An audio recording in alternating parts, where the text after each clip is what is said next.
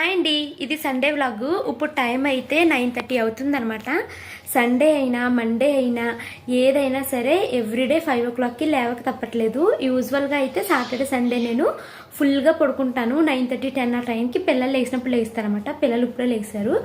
So time అయితే 9:30 అవుతుంది. Morning 5కే లేచి శ్రావణి వెళ్ళిపోయిన తర్వాత 9:30 వరకు ఇప్పటి వరకు వీడియోస్ని అయితే ఎడిటింగ్ చేసుకున్నాను. సో ఇంకా నేను సాటర్డే సండేలో అయితే నైటీతోటే ఉంటాను. కాకపోతే ఇప్పుడు నేను ఇంకా రెడీ అయ్యాను. ఎందుకు అంటే ఇప్పుడు మా ఇంటికి చుట్టాలు వస్తున్నారనమాట. అంటే ఇంకొక ఆడపడుచు వస్తుందనమాట. అంటే మా అత్తయ్య గారికి మొత్తం 5గురు అనమాట. 5గురు అక్క చెల్లెలు వాళ్ళు. మా అత్తయ్య గారు పెద్దవాడు అనమాట. సో మా అత్తయ్య గారి తర్వాత ఇంకా 4 చెల్లెలు ఉన్నారు ఆవిడకి. శ్రావణి ఏంటంటే 3వ చెల్లి కూతురు అనమాట. ఇప్పుడు వచ్చే అమ్మాయి 2వ చెల్లి కూతురు వస్తుందన్నమాట. తను ఇక్కడ హైదరాబాద్లో ఫార్మసీ కంపెనీలో జాబ్ చేస్తుంది, కీర్తి అనమాట. సో ఇక్కడే ఉంటున్నావు కదా రాకీర్తి అని 2 వీక్స్ నుంచి ఫోన్ చేస్తుంటే ఇప్పుడు వస్తుందనమాట. మా హస్బెండ్ తను తీసుకొస్తాకి వెళ్ళారు. సో తను వస్తుంది కదా, ఇలా నైటీతో ఉంటే బాగోదనేసి ఇంకా నేనైతే ఫ్రెష్ అయిపోయాను. సో చెప్తున్నాను కదా, సాటర్డేస్ సండేస్ అయితే ఫుల్గా నిద్రపోతాను. ఇంకా బ్రేక్ఫాస్ట్ ఇవేమి చేయలేదు. మా హస్బెండ్ తను తీసుకొచ్చాక ఇప్పుడు టిఫిన్లు అవి చేయాలన్నమాట. షాను మను ఇగో జస్ట్ ఇప్పుడే నిద్ర లేసారు. శర్మ హాయ్ చెప్పండి. హాయ్. ఇప్పుడే నిద్ర లేసారు. వీళ్ళు అయితే బ్రష్ చేసుకున్నారు. యూజువల్గా అయితే నేను వీళ్ళిద్దరితో పాటు కలిసి నిద్ర లేసేదాన్ని అనమాట. వీళ్ళు ఎప్పుడు లేస్తే నేను అప్పుడు లేస్తాను సండేస్. కాకపోతే ఇంకా లేవడం తప్పక లేస్తున్నాను అనమాట. సో వీడియో అయితే ఎడిటింగ్ చేసేసాను సాటర్డే వ్లాగ్ని. సో ఇప్పుడు మా కీర్తి వస్తుంది. నాకు అరవకండి.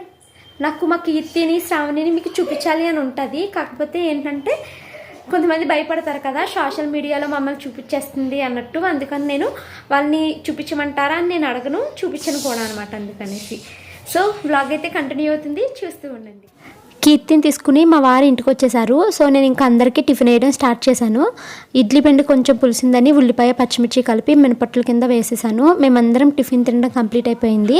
ఆయనేమో కూర తీసుకొస్తాకి బయటికి వెళ్ళారు. ఈ లోపల పిల్లలిద్దరు ఆడుకుంటున్నారనమాట.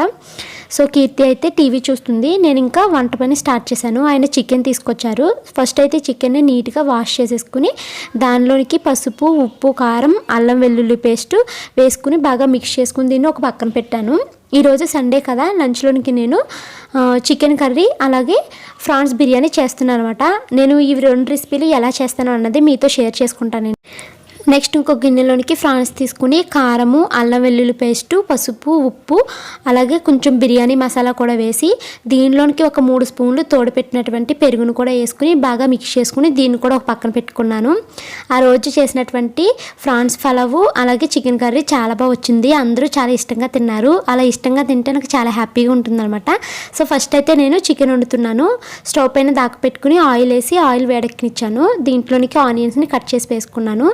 చాలామంది ఇలాగ అల్యూమినియం యూస్ చేస్తే మంచిది కాదు అంటున్నారు కదా, నాకైతే తెలియదండి. మా మమ్మీ వాళ్ళు అలాగే మా అత్తయ్య వాళ్ళు అందరూ ఇవే యూస్ చేస్తారు. సో నాకు ఇది అలవాటు అయిపోయింది అనమాట. నాన్ స్టిక్వి ఉన్నా కన్నా నాకు ఇవే వాడడం అలవాటు అయిపోయింది.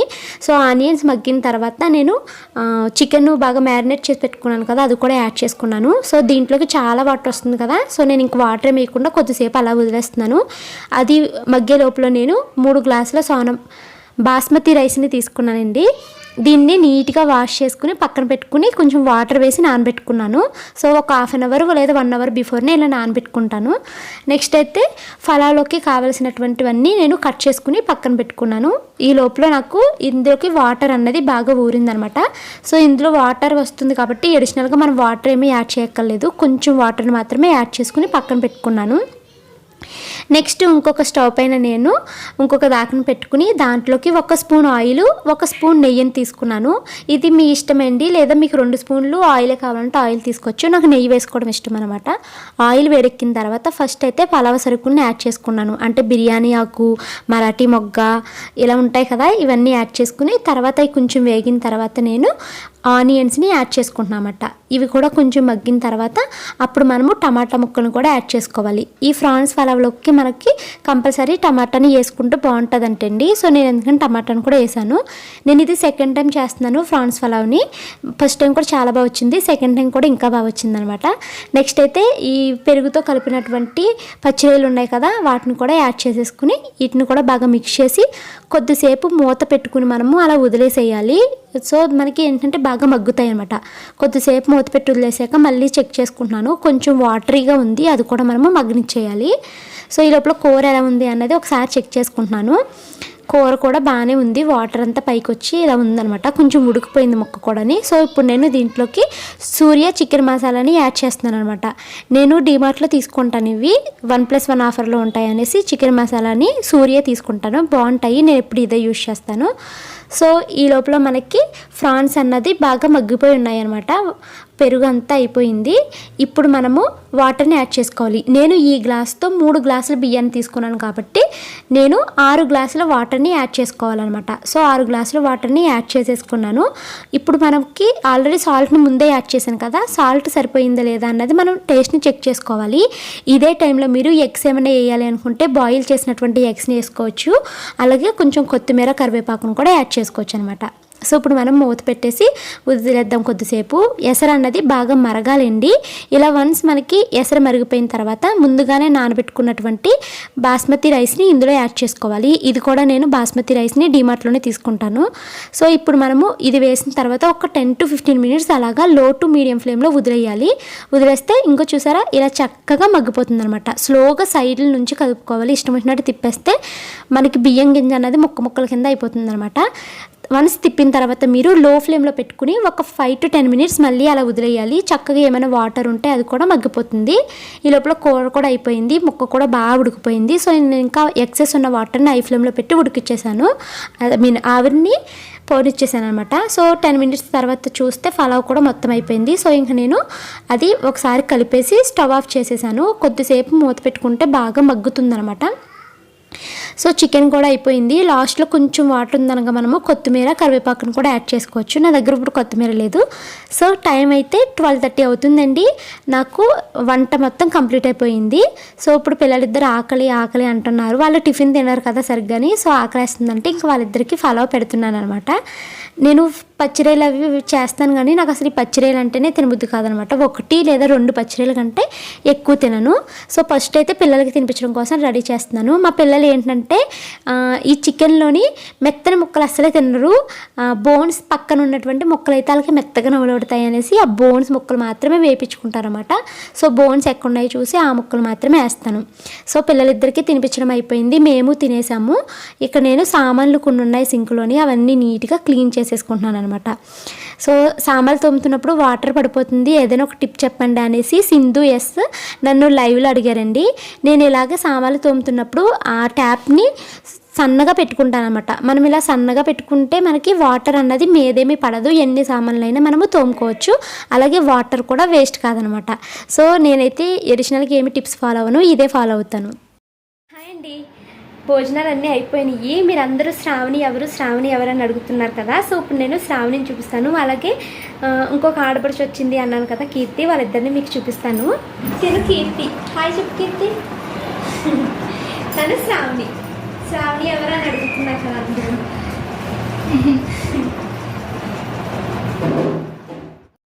నెక్స్ట్ అయితే నిన్న సండే కదా, సో బోనాల పండుగంట తెలంగాణలోని. సో చాలా హడావుడిగా ఉంది, మా ఇంటి దగ్గర బోనాలతో తిరుగుతూనే ఉన్నారు, డప్పులు మోగిస్తూనే ఉన్నారన్నమాట.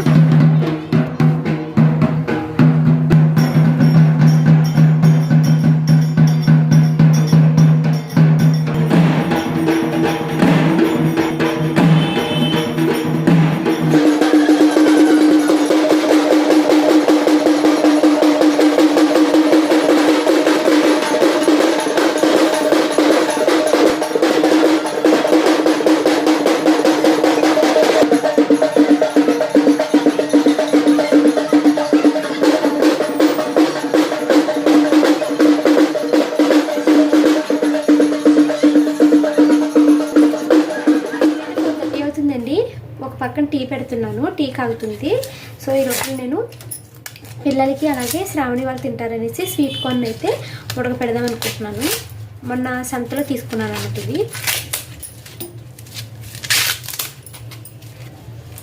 షాను మను వాళ్ళకి స్వీట్ కార్న్ అంటే చాలా ఇష్టము, చిన్నగా ఉంది, 10 రూపీస్ అనమాట. ఇది ఒక్కొక్కటి 2 తీసుకున్నాను. స్వీట్ కార్న్స్ ఇలాగా చిన్న చిన్న ముక్కల కింద చేసుకుని మనము కొంచెం వాటర్ని అలాగే సాల్ట్ని కూడా యాడ్ చేసుకుని లో ఫ్లేమ్లో మనము ఒక విజిల్ కనుక వేపిస్తే స్వీట్ కార్న్స్ అన్నవి చక్కగా మగ్గిపోతాయండి. బాయ్ చెప్పండి.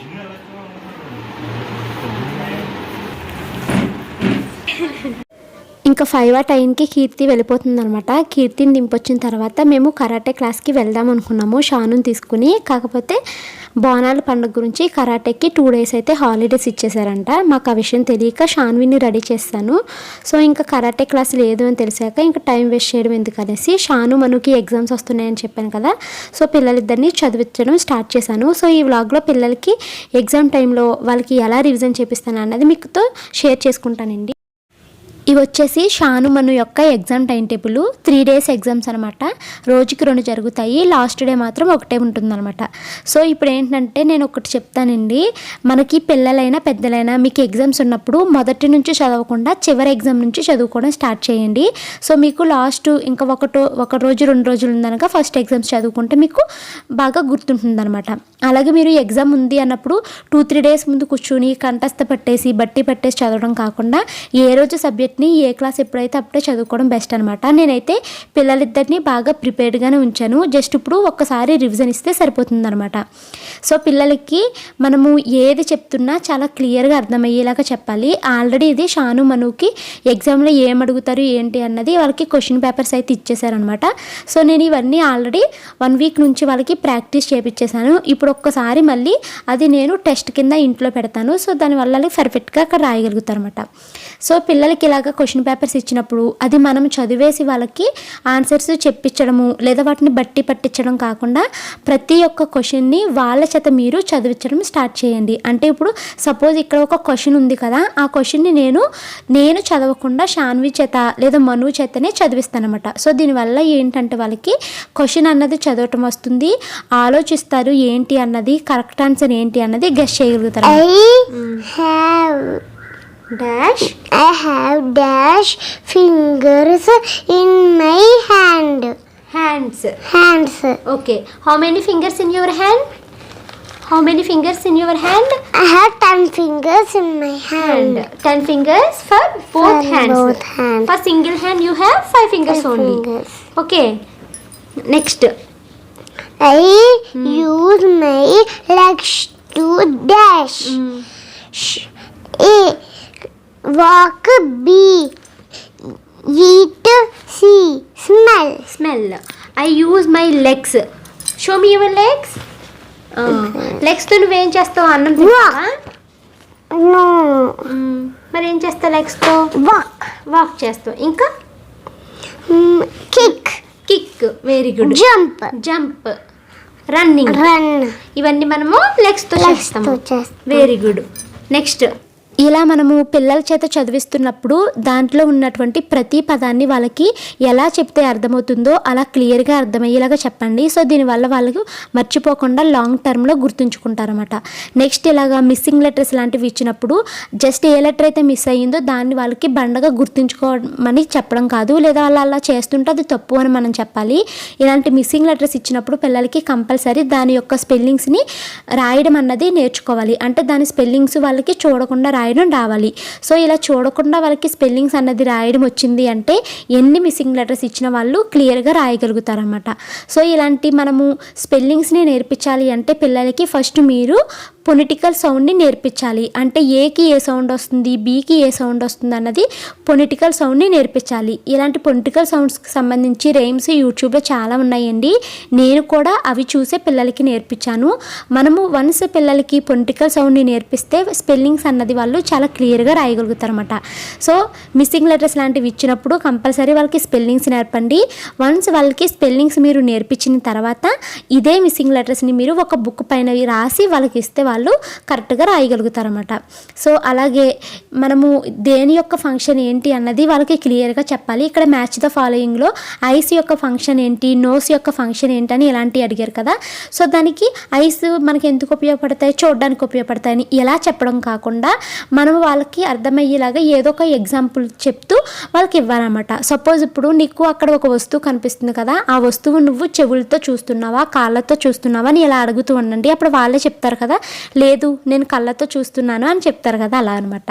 సో నేనైతే ఈ విధంగానే నా పిల్లలిద్దరికీ చదివిస్తానండి. వన్స్ వాళ్ళకి స్పెల్లింగ్స్ నేర్పించిన తర్వాత నేను ఎలాగో ఒక బుక్ పైన రాసి మొత్తం క్వశ్చన్ పేపర్ అంతా రాసి వాళ్ళ చేత ఎగ్జామ్ కింద ఇంట్లో రాయిపిస్తాను. సో దీనివల్ల షాన్వి స్కూల్కి వెళ్ళిన తర్వాత ఏది మర్చిపోకుండా పర్ఫెక్ట్గా రాస్తుందనమాట. పిల్లల్ని చదివిస్తున్నప్పుడు మనము కూడా పక్కనే కూర్చుంటే బెస్ట్ అండి. వాళ్ళకి చేసే అని చెప్పేసి వెళ్ళిపోవద్దు. అలా చేస్తే వాళ్ళు సరిగ్గా చదవలేరు అనమాట. మనం వాళ్ళ పక్కన కూర్చుని ప్రతిదీ ఎలా చేస్తున్నారు ఏంటి అన్నది క్లియర్గా చూస్తూ ఉండాలి. తప్పులు చేస్తే పక్క నుండి మనం చెప్తూ ఉండాలన్నమాట. సో ప్రతి సబ్జెక్ట్ని ఈ విధంగా క్లియర్గా చెప్పండి. అలాగే నెక్స్ట్ ఏంటంటే కరెక్ట్గా ఎగ్జామ్స్ అప్పుడే కూర్చొని చదివించడం కాకుండా ఎప్పుడు సబ్జెక్ట్ని అప్పుడే చదివించండి. అవసరమైతే కొంచెం ఒక సబ్జెక్ట్ని ఒక చాప్టర్ని అడ్వాన్స్డ్గా ఇంట్లో మనం ఎక్స్ప్లెయిన్ చేసుకుంటే బెటర్ పిల్లలకి. సో దీనివల్ల వాళ్ళకి స్కూల్లో టీచర్ చెప్పినవి క్లియర్గా అర్థమవుతాయి.